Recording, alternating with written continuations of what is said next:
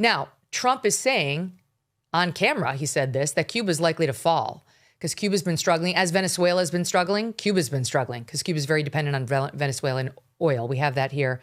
Listen, Sot 11. Cuba is ready to fall. You know? Yes. Cuba looks like it's ready to fall. I don't know if they're going to hold out. But Cuba now has no income. They got all of their income from Venezuela, from the Venezuelan oil. They're not getting any of it.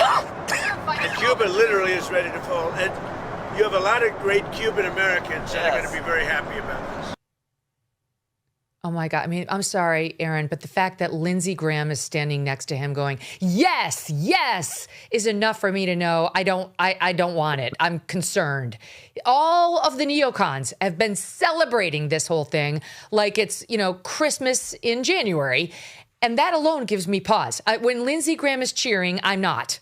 Yeah, and the fact that Marjorie Taylor Greene is now leaving office and she's split with Trump, I mean, it speaks to the direction that he's gone in. He's gone with the Lindsey Graham faction of his party, which amazingly Trump ran against. I mean, part of the appeal of his 2016 campaign was he was running against the neocon legacy of people like Lindsey Graham. But as you can see there, he's fully embraced them, as he's also embraced Israel firsters like Mark Levine, who recently grabbed Trump like sort of like a puppet at the White House, put his arm around him and said what a great president he's been for Israel. And the point of people like Marjorie Taylor Greene is that they called him the first Jewish president.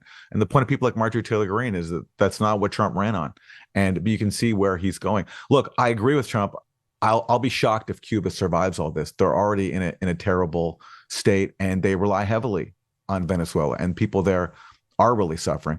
The part that gets omitted from mainstream discussion of it is that our policies have been designed to increase suffering in Venezuela. And this goes back to 1960, after the Cuban Revolution. The State Department even had a memo saying that our goal should be to decrease wages and bring about hunger so that the government is overthrown. Are you talking about Venezuela or Cuba now? I'm talking about Cuba, and that's been the policy for decades. And that's also now the policy in Venezuela, is to impose sanctions that increase desperation.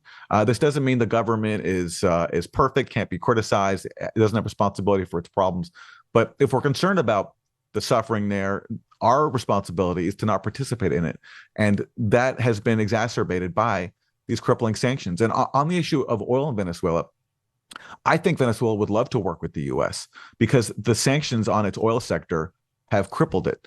There's a great Venezuelan economist named Francisco Rodriguez, who's a bitter critic of Maduro, thinks he's a tyrant, thinks he's mismanaged the economy egregiously. But Francisco has the honesty to recognize that U.S. sanctions have destroyed Venezuela's economy, its main source of revenue, that when Trump imposed these sanctions in 2017, after that, Venezuela's oil output drastically fell. And that's just a reflection of the power that the U.S. has via its control of the global financial system. So Venezuela needs the U.S. for its oil industry to work. And I think they'd be open to that. I think even Maduro was open to that. The problem is the U.S. traditionally demands complete submission. And if you have some national pride, as I think Maduro and his allies have, they're not going to offer you complete submission.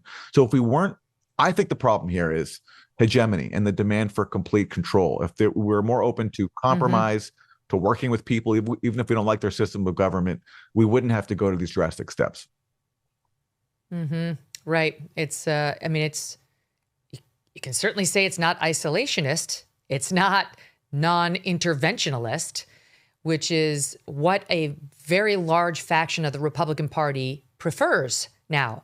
And it's, I think, in large part, the very same faction of the party that had to fight the last two endless wars or cheerlead in support of it because they were patriotic and they loved America and they were very upset over 9/11 and they wanted someone to pay. It was all good motivations, not like the Lindsey Grahams of the world, who he's never seen a conflict he doesn't want to join.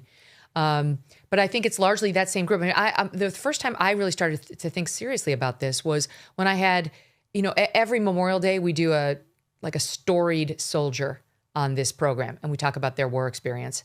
We've had Dakota Meyer. I mean, we've had all of the best ones. And those guys, Aaron, those guys are the ones who really gave me pause. I mean, Sean Ryan came on a couple Memorial Days ago and asked the question, what if we're not the good guys? What if we're not the good guys? And I was shocked by it. But this isn't Ward Churchill, the crazy ass professor, saying that stuff, suggesting that we need to be bombed. This is a decorated soldier. This is a Navy SEAL. This is like, and I've heard it time after time. Like, we have to be honest about asking these questions about whether not our soldiers, not our men and women in uniform, but those who make decisions about where they go and what they do are making the best decisions, are expending and risking American blood and treasure in the best way. And I mean, you got Trump talking about Cuba's going to fall. Colombia's president better, quote, watch his ass. We're ready and loaded to go into Iran if protesters there get shot, because protests are happening in Iran as well. So we're going to be doing a shooting campaign in Iran. We're going into Colombia. We're potentially taking over Cuba. We're, quote, running and, quote, in charge of Venezuela now. And, you know, somebody's making the point on Twitter, how's that going to go, Aaron, as we inch toward the midterms and people are still worried about the cost of eggs and bread and milk, but Venezuela's going swimmingly? Yes, exactly. If there was a study in Trump's first term, which showed that communities in the U.S. with the highest rate of military sacrifice in the wars in Iraq and Afghanistan disproportionately went for Trump. So people who bore the brunt of wars, who suffered the casualties, suffered the injuries, voted for Trump in far higher numbers than for Hillary Clinton, because he was speaking to the folly of the conflicts that they had to fight. And Hillary Clinton, his opponent, was seen as the representative of the bipartisan neocon consensus, which Trump was running against. And so, to your point, I think Trump is turning his back on those same communities, on that same base of support that got him into office. And I don't think that will bode very well for him in the midterms. Now, granted, you can never rule out Democrats screwing everything up and handing Trump another victory. I can never rule that out. But I think, Trump is not. Look, there's two different factions within MAGA. You have people like Lindsey Graham claiming that make America great again and America first means engaging in all these foreign wars. But you have people like Marjorie Taylor Greene and many others who don't agree with that. And Trump has turned his back on them. And I have the same questions about what this means for his electoral chances. And this idea that all this is going to magically help people with the issue of affordability, I don't see it. First of all, it's going to take a long time. Even if we do manage to steal all Venezuela's oil, it'll take a long time for it to be going again because of the damage that's been done to that industry. And the people who will mainly profit are the people who Trump is surrounded by. It's billionaires, the people who own oil companies, not who work for them. ExxonMobil. Yeah, exactly. But by the way, Chevron's been operating inside Venezuela, and Chevron hasn't had very many complaints, which speaks to the fact that if we wanted to, there could be a nonviolent way to do this, to work with Venezuela and for everyone to benefit. The new government of Venezuela, led by Delcy Rodriguez, has issued a statement saying they want to work with Trump. But Trump has been very clear that he wants Venezuela to follow his orders. And if you're a self-respecting state and you care about your sovereignty, you're just not going to take orders from a foreign government. We talk about but this Delcy Rodriguez, she apparently, she's Maduro's VP. Yeah. We don't recognize her as the legitimately elected VP. We don't. We didn't recognize Maduro as the legitimately elected president because he lost in a landslide in their election back in July of 2024 and refused to leave power. So now suddenly we recognize her, I guess, as legitimate because she seems to be saying to us she's going to do what we tell her while she's massaging the Venezuelan population, or at least maybe the military that seems to still back Maduro, by saying, screw President Trump, screw America, we're independent. She's not quite that nasty in her messaging, but her messaging internally in Venezuela has been anti-Trump, anti-US, and our government seems to be saying, just rolling its eyes, saying, take that with a grain of salt. She's just doing what she has to do in order to not have them all turn on her. So I don't know what's going to happen with Delcy Rodriguez. Meanwhile, the woman who did win the vote, she didn't win. It was her right-hand man who won that election back in July of 2024 because Maduro made it such that this Maria woman could not run. Anyway, Trump said she can't have it. She can't come back and be the president, even though that's really who the Venezuelans wanted, because he thinks she's too weak. And maybe he's right, because what happened in Libya after we got rid of Gaddafi was all these internal warring factions. No one was strong enough to keep, their hands at 10 and 2 on the wheel. And it's been chaos over there ever since. But Trump says that's not going to happen here. You can't compare what happens in a Middle Eastern country to what we're about to do in Venezuela. We're not leaving. We're going to make sure. I'm like, what? We're not? What do you mean? What are we going to do over here? And here's just a little bit of that. This isn't the full thing, but here's just a taste of it. And SOT, I think it's 8. Speaking of those U.S. troops, I mean, one thing that Americans and a lot of people are wondering, you just sounded like you weighed out another strike, another land strike, at least in Venezuela. You sound like you weighed that out. But well, we didn't need it. We were prepared to do a second strike if we needed it. We're totally prepared. But that's off the table. We're still prepared. That's off the table now. No, it's not. If they don't behave, we will do a second strike. Dealing with the people, we're dealing with the people that just got sworn in. And don't ask me who's in charge, because I'll give you an answer and it'll be very controversial. What does that mean? That means we're in charge. What is going to happen to those reserves? Well, we're going to run everything. We're going to run it, fix it. We'll have elections at the right time. The main thing you have to fix, it's a broken country. There's no money. There's inflation. Go ahead, Aaron. Well, on his latter point about Venezuela being a broken country, there's inflation. Yes, but if Trump was concerned about that, he wouldn't be imposing sanctions that make life impossible.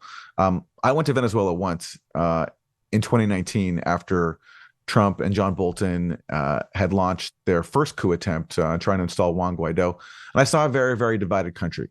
There were big rallies in support of Juan Guaido, who Trump was trying to install. There also were big rallies in support of Maduro, because people don't like a foreign government coming in and telling them how they should run their country. It's just pretty basic. But I saw just on a very small level how these sanctions work. So the translator I was working with, who hated Maduro, and one of the reasons why she hated Maduro is, like, she's a young person. She was about 20 years old, and she was just tired of not being able to access apps in the App Store that her friends in other countries could access. And she was sick of it.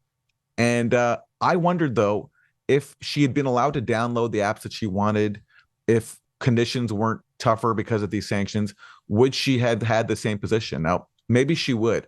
But my point is, when you make life difficult for normal people in foreign countries, eventually people are going to be tired. Some people will be resilient, but a lot of people are just going to give up.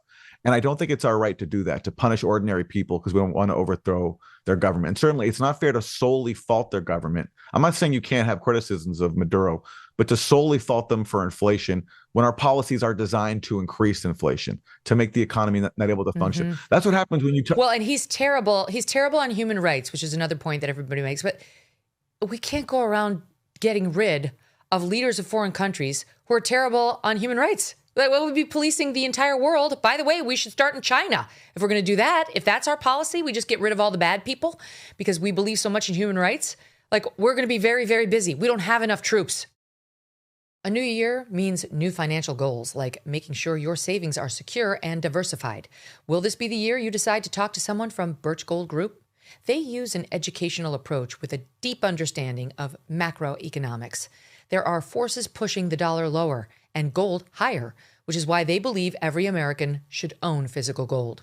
So until